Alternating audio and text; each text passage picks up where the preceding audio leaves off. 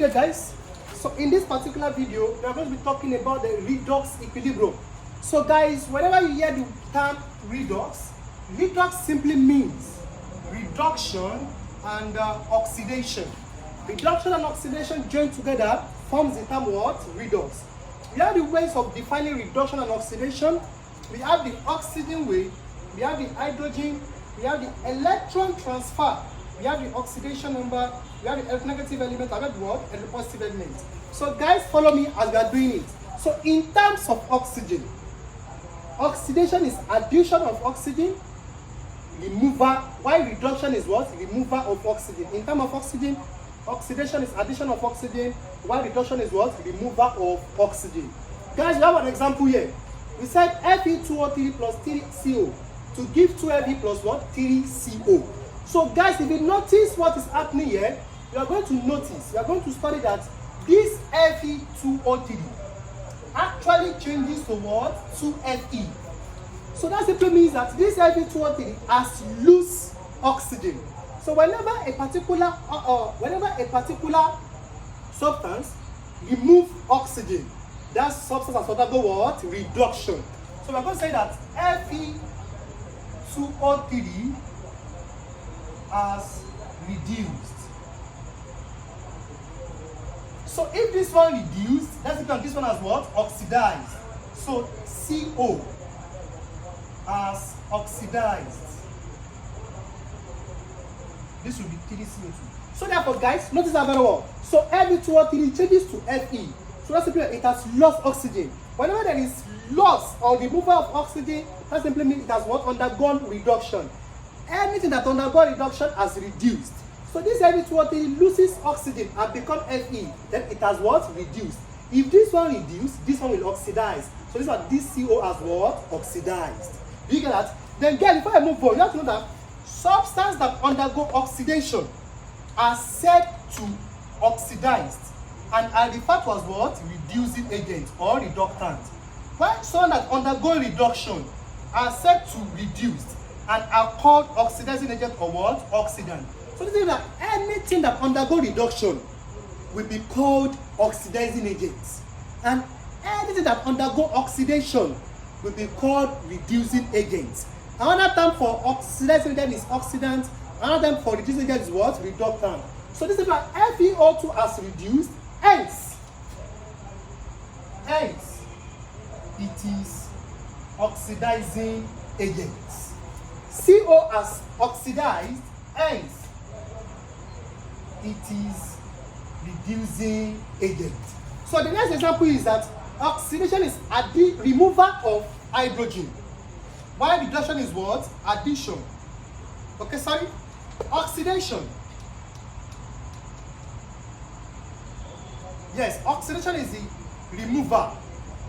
Oxidation is the removal of hydrogen, while reduction is what? Addition of hydrogen. You will see that it might seem a little bit confusing, but don't stress yourself.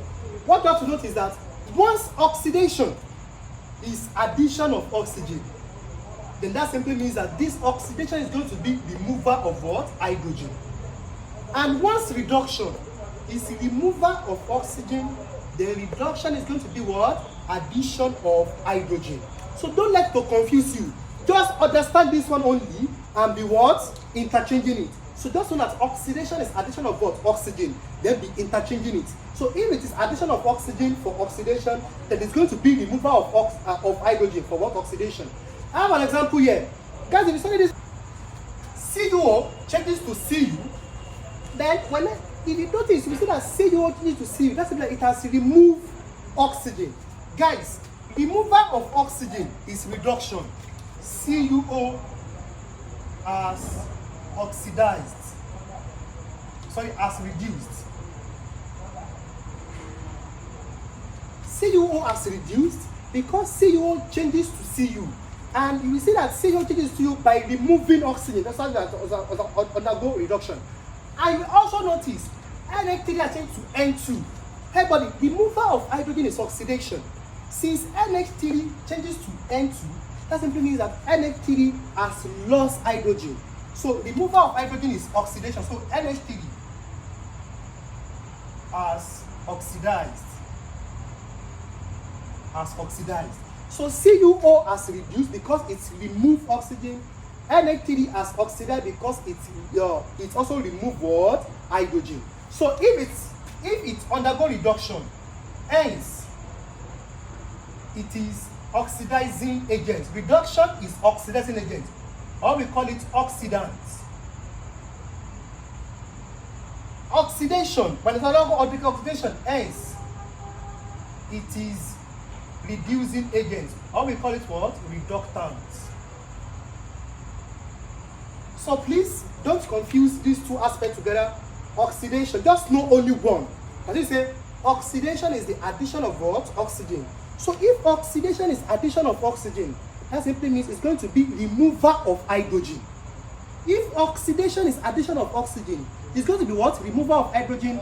And if oxidation is the addition of oxygen, then reduction is what? Removal of what? Oxygen. So make sure you get this very well. Okay. The next thing we have here is the electron transfer.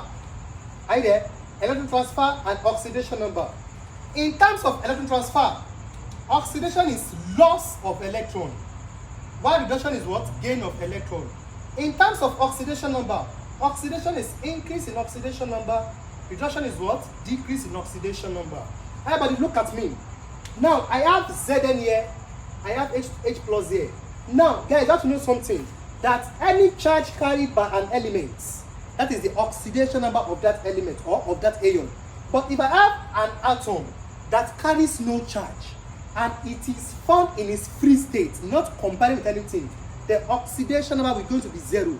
Since I have Zn here, the oxidation number of this Zn here is 0, because the oxidation number of free element in its uncombined state is going to be what? 0. While the oxidation number of Zn here is what? Plus 2. Are you there? So we have H plus here. The oxidation number of H plus Z is going to be plus 1. While the oxidation of H here is going to be what? 0. Because this H is found in its uncombined state and the oxidation number is going to be what? 0. So you are going to see something, that the oxidation number of Zn to Zn2 plus actually increase. Can you see that? Move from 0 to what? Plus 2. So the increase in oxidation number is what? Oxidation. So we are going to say that Zn has undergone oxidation. But guys, if I'm talking in terms of H plus to H, you will see that the oxidation number of H plus to H has actually reduced from 1 to what? 0. So decrease in oxidation number is what? Reduction. So H plus has undergone reduction. Okay guys, the next definition we have here is this. Guys, let's take this together. You will see that I have Zn changes to Zn2 plus 2 electron, 2H plus 2 electron changes to what? H2. So guys, you will see something. When I gain something, that thing is going to be added to me. But when I lose something, that thing is going to go away from me. You will see that Zn changes to Zn2 plus, right? So this simply means that if an atom gains electron, the electron is going to be written at the right hand side of that atom.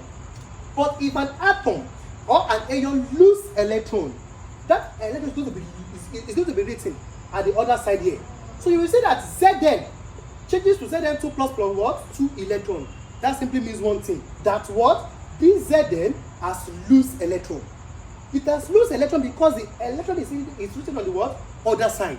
So Zn has lost electron. So loss of electron is what? Oxidation. Oxidation. So I can say that Zn has undergone oxidation. So Zn has undergone oxidation because in terms of electron, oxidation is loss of electron. And in this case, since electron is written at the other side of the equation, that's simply that Zn has what? Lost electron. But also, this H plus has undergone reduction. The reason why this H plus has undergone reduction in this equation is because reduction is the gain of electron.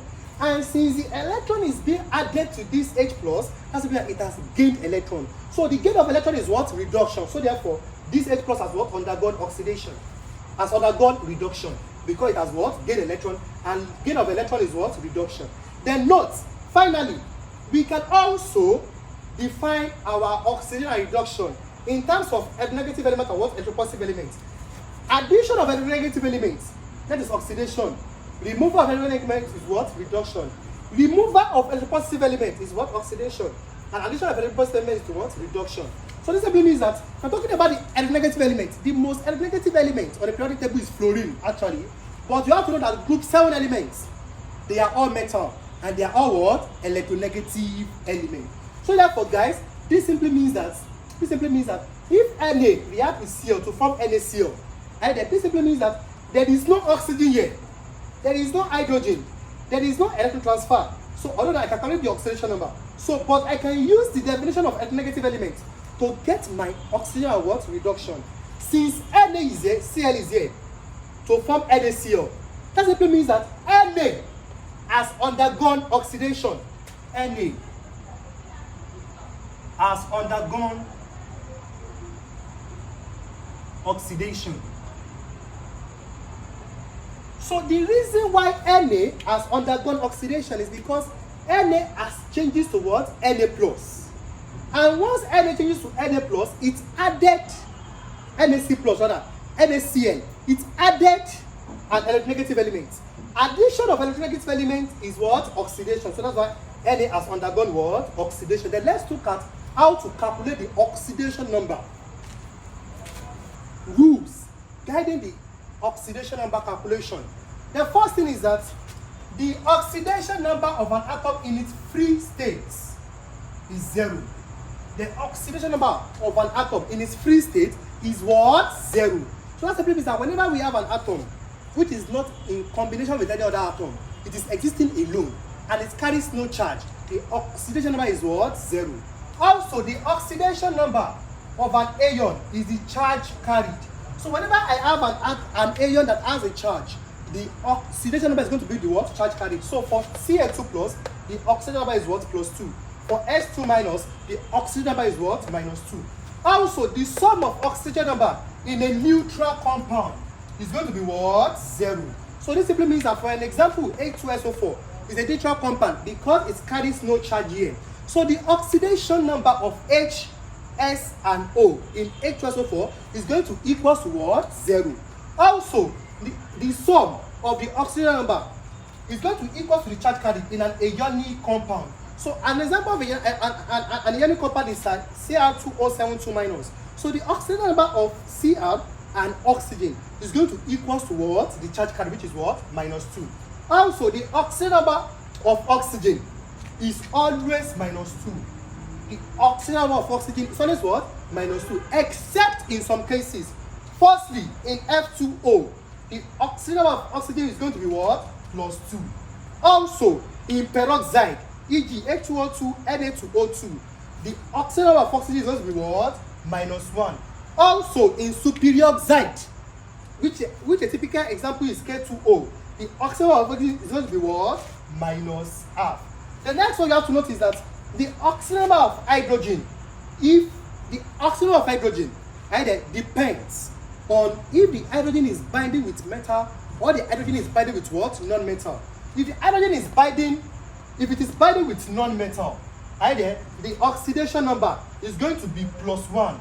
If hydrogen bind with non-metal, for example H2O, NH3 and the rest, the oxygen number is going to be what? Plus 1. But if hydrogen is binding with metal, if hydrogen bind with metal, in the case of CH2NaH, the oxidation number is going to be what? Minus 1. If it binds with metal, that is a metallic hydride, the oxidation number is what? Minus 1. Also, the oxidation number of halogen, that is group 7 element, is always what? Minus 1. The oxidation of halogen, that is fluorine, chlorine, bromine, iodine, aspartame, that is group 7 element. The oxidation number is always what? Minus 1. Except in what? Oxoacid. A typical example of oxoacid is NaOCl. This is an example of what? Oxoacid. It's an oxoacid. So also we are going to have the oxidation number of group 1 element, that is lithium, sodium, potassium, rubidium, cesium, francium. The oxidation number of group 1 element is always what? +1. But the oxidation number of group 2 elements is always +2. I the group 2 element. Those are the calcium, barium, strontium. It's always what? +2. And also the oxidation number of aluminium is what? Is +3. The number of aluminium is what? Is +3. So let's have an example. Calculate the oxidation number of the underlined elements in AlOH4 minus, KMnO4 minus. Let me firstly do AlOH4 minus. Since the underlying Al, that's why I'm looking for the oxidation of Al in this. I've just tried solution. You know the compound is AlOH4 minus. What I'm going to do is that I'm going to split each element. Right there. So the first element is Al plus, you know, these 4 affect here. I have 4 oxygen plus 4 hydrogen. We now equal, since this compound carries a charge, which is minus, it's going to equal to -1. Right there.